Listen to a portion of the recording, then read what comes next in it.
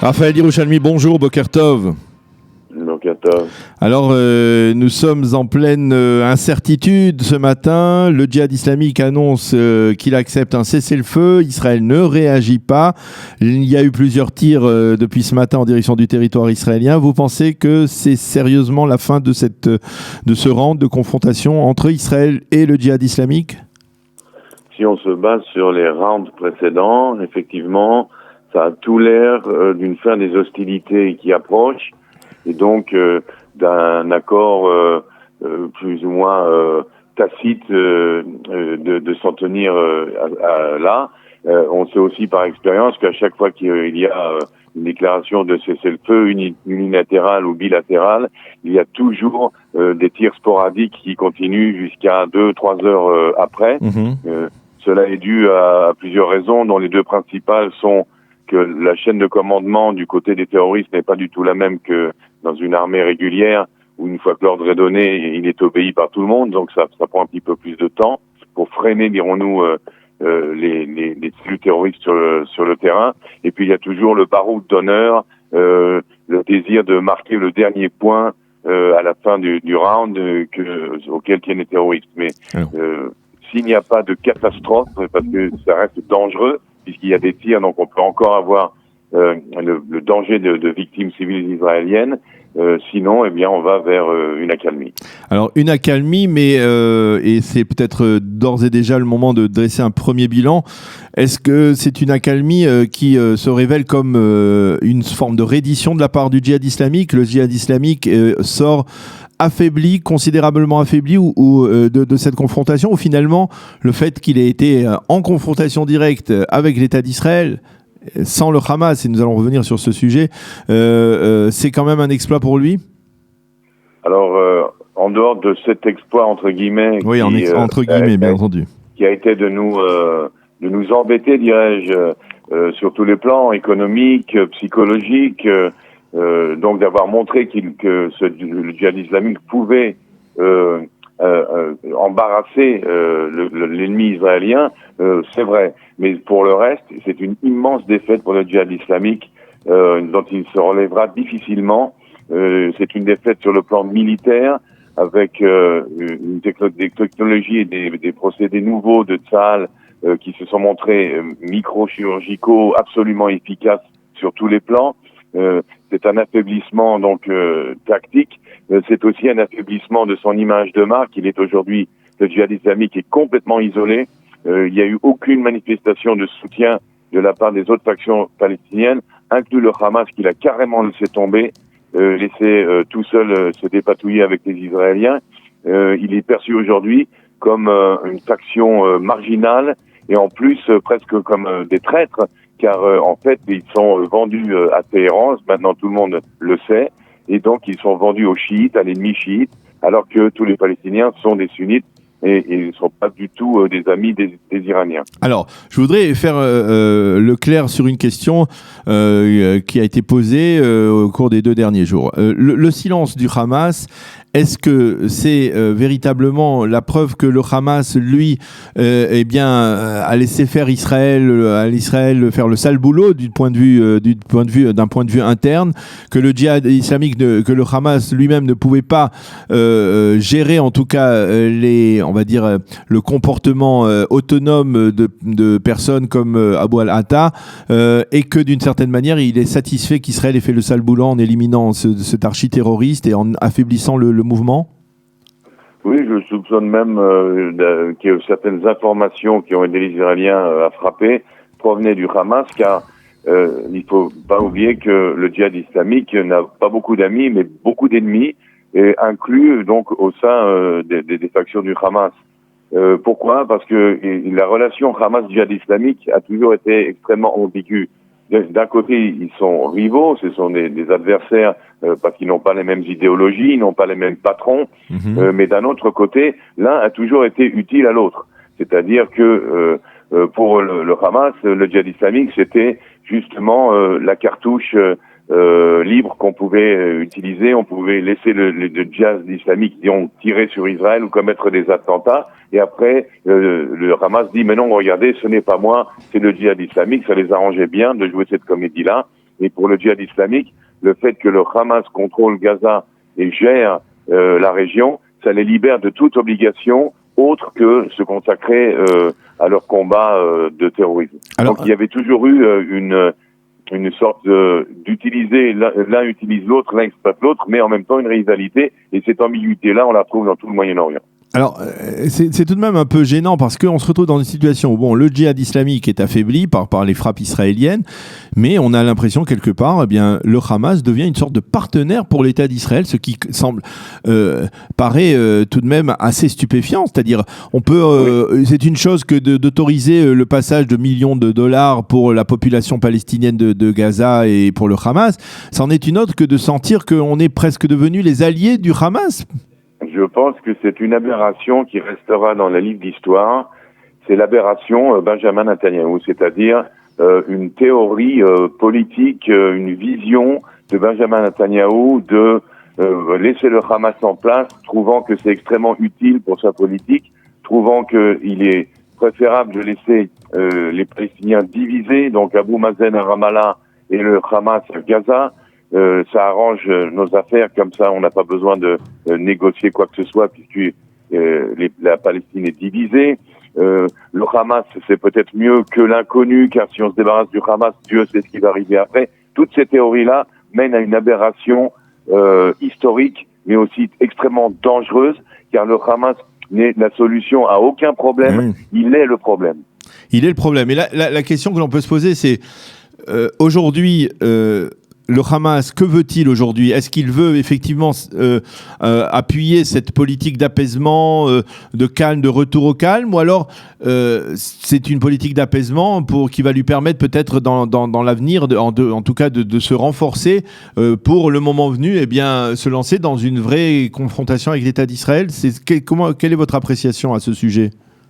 C'est le jeu classique des dirigeants palestiniens. C'est le même jeu d'ailleurs que joue Abou Mazen. Abou Mazen va... Arafat l'avait fait dans le temps, ils vont se rendre à l'ONU et avec une cravate, ils vont faire un discours, ils vont se manifester sur la scène politique. Tout d'un coup, ils n'ont plus l'air de terroristes. Mais en fait, tout ce qu'ils sont en train de faire, c'est de rouler tout le monde, de duper tout le monde en jouant ce jeu-là. Le Hamas fait la même chose. Ça reste et demeure avant tout une organisation terroriste, une organisation qui nous a frappés bien plus de fois que le djihad islamique et bien plus fort que le djihad islamique, qui a pour but la destruction de l'État d'Israël. Et donc ça, il ne faut pas l'oublier. La seule chose, c'est qu'aujourd'hui, on les a acculés, comme on a acculé ce matin le djihad islamique, on les a acculés à prendre des décisions au niveau politique qui sont absolument à l'encontre de ce qu'ils sont. Ce sont des organisations terroristes. Tout d'un coup, ils sont obligés de négocier politiquement, diplomatiquement au Caire. Imaginez-vous le djihad islamique qui obéit à Téhéran, qui va jusqu'au Caire pour supplier un cessez-le-feu. Alors, la question que l'on se pose, c'est que finalement, est-ce que on se retrouve aujourd'hui face à un Hamas qui risque d'être qui veut à long terme une trêve ? Vous pensez qu'il veut une trêve à long terme aujourd'hui, le Hamas, et que quelque part Israël l'a aidé à concrétiser cette trêve ? Oui, pour l'instant, à long terme, en mesure moyenne-orientale. C'est-à-dire, chez nous, le long terme, c'est 3 mois. C'est-à-dire que pour l'instant, effectivement, le Hamas, il est vraiment étranglé sur le plan économique. Il a perdu beaucoup de sa popularité au sein de la population palestinienne et gazaoui. Et donc, il est tout de même dans une mauvaise passe. Et pour s'en sortir, eh bien, il compte d'abord sur l'aide du Qatar, sur l'appui des Égyptiens, qui n'arrivera qu'avec la coopération des Israéliens. Car toute cette aide humanitaire, toute cette aide financière, c'est parce que nous la laissons venir et puis nous participons nous-mêmes avec l'eau, l'électricité, les médicaments. Donc ils ont besoin de cela, mais à partir d'un moment donné, ils vont se refaire, dirons-nous, se renforcer. Ils vont repartir à l'attaque sans aucune hésitation. Vous avez parlé d'aberration de la politique de Binyamin Netanyahou, mais finalement, quelle est l'autre alternative ? Netanyahou l'a dit, c'était il y a 1 an, presque jour pour jour à Paris. Il n'y a pas de solution, selon lui, à la crise de Gaza. Gaza est là, il faut gérer la crise, mais selon lui, c'est quasiment impossible de la résoudre. Alors, quelle est l'autre alternative qui pouvait s'offrir aux autorités israéliennes, à l'armée, autre que celle de gérer cette crise comme cela, avec d'un côté d'affaiblir le djihad, de renforcer le Hamas, d'espérer un calme. Quelle est l'autre option? Mais l'option, c'est, je vous laisserai juge, mais sur la solution politique n'existe pas. Nous avons affaire à des organisations terroristes. Tant que nous n'aurons pas compris la chose la plus élémentaire qui soit qui est en face de nous, on va essayer toutes les solutions politiques possibles et imaginables. Alors que la seule solution, elle est militaire.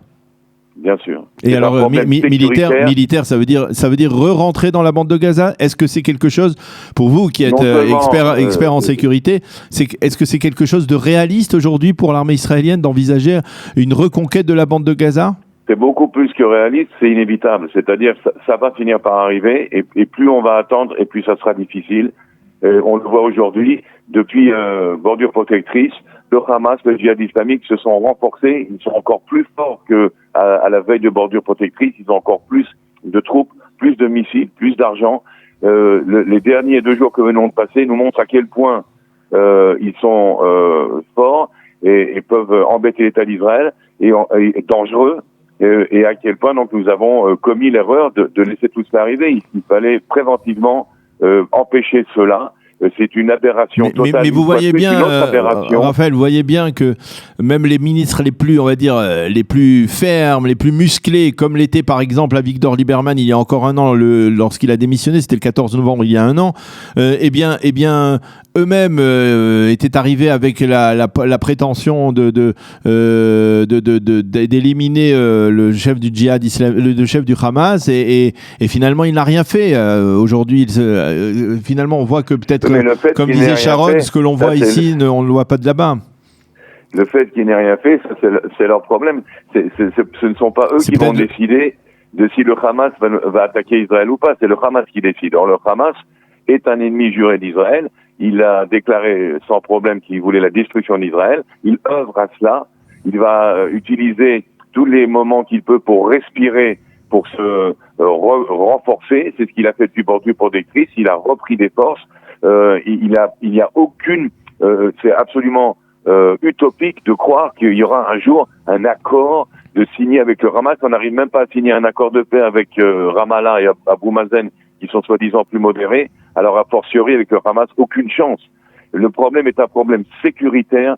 Il y a un danger de tous les jours du Hamas. Ils peuvent tirer quand ils veulent. Ils l'ont montré maintenant. On aurait pu avoir des pertes humaines énormes. Si nous n'avions pas le dôme de fer, nous aurions des centaines de morts en Israël. Et c'est absolument irréaliste de la part des politiciens de penser qu'il y a un autre. Alors après, on peut décider de quelle façon opérer, rentrer, pas rentrer, bombarder, pas bombarder. Mais la solution est uniquement militaire, il n'y a aucune solution politique possible. Alors c'est ma dernière question. On l'a vu, l'échelon militaire parfois est capable d'imposer une sorte des propositions opérationnelles extrêmement musclées, comme l'a fait Aviv Kochavi dans le cadre de l'élimination d'Abou al-Atta. Est-ce que vous pensez que, par exemple, un homme comme Aviv Kochavi, dont on connaît, on va dire, la pugnacité, la volonté d'aller de l'avant, il est capable, par exemple, de pousser le gouvernement, quel qu'il soit, que ce soit le gouvernement actuel ou le prochain gouvernement, à se lancer dans une confrontation militaire à l'intérieur de la bande de Gaza, une reconquête de la bande de Gaza? Oui, il vient de le faire d'ailleurs. Il n'a pas forcé la main, hein. Nous sommes en démocratie, le gouvernement décide, mais il a montré à quel point le chef de l'état-major de Tsahal peut être convaincant, tout simplement. Il a un style où il veut agir pas à long terme mais à court terme, prévenir le danger, frapper dur, frapper fort et frapper maintenant. Et il a convaincu donc le gouvernement avec des arguments tout à fait professionnels que c'était la chose à faire, qu'il fallait le faire maintenant, qu'il y avait un danger imminent. Et je pense qu'avec un chef d'état-major comme cela, le poids de l'armée dans les décisions sur le plan sécuritaire va être plus important qu'il ne l'était peut-être avec le général Eisenkot ou le général Gantz, qui étaient eux des officiers qui voulaient réformer l'armée, mais à plus long terme, avec des plans quinquennaux, etc. Là, on a affaire à un style de commandement tout à fait différent, qui, je l'espère en tous les cas, ouvre une nouvelle page dans les rapports entre le niveau militaire et le niveau politique, sur une base professionnelle pure, de jugement de sécurité pure, et non plus de politique partisane, d'idéologie, qui ont toujours un petit peu gêné la prise de décision professionnel pur et dur. Eh bien, Raphaël Yerushalmi, merci beaucoup d'avoir accepté de commenter donc ces derniers développements à chaud, on peut le dire, dans le pourtour de la bande de Gaza, dans la bande de Gaza, avec ce cessez-le-feu fragile pour l'instant, qui pourrait se consolider dans le courant de la journée. Merci d'avoir été avec nous ce matin et bonne journée de calme, on l'espère bien entendu, dans le sud du pays. Merci. Shalom.